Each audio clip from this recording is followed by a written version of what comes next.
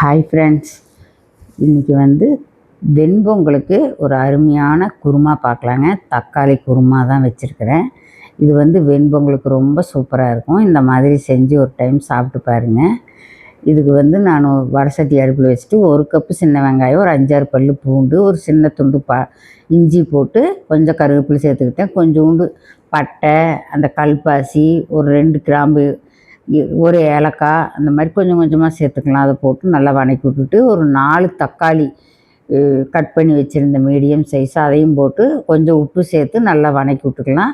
1 spoon சோம்பு, 1 spoon மல்லித்தூள், 1 spoon மிளகாத்தூள், சாம்பாருக்கு போடுற மிளகாத்தூளே தான், கொஞ்சம் மஞ்சத்தூள் போட்டு அதையும் நல்லா வதக்கி விட்டுக்கலாம். அது நல்லா வதக்கி விட்டு ஒரு சின்ன கப்பு தேங்காய் போட்டு அதையும் நல்லா வதக்கி விட்டுக்கலாம். வதக்கி விட்டுட்டு வச்சிடலாம். அது ஆறட்டும்.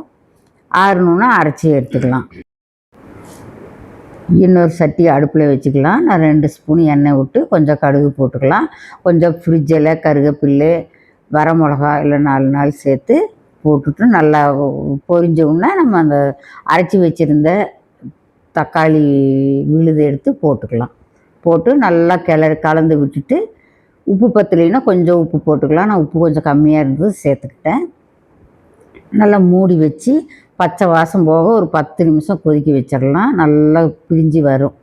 கொதிக்க வச்சோம்னா நல்லா பச்சை வாசம் போனோம்னா ரெடி ஆயிடுச்சுங்க தக்காளி குருமா. இது இட்லி, தோசை, சாப்பாடு, சப்பாத்திக்கு இது எல்லாத்துக்கும் நல்லாயிருக்கும். பொங்கலுக்கு ரொம்ப சூப்பராக இருக்குங்க.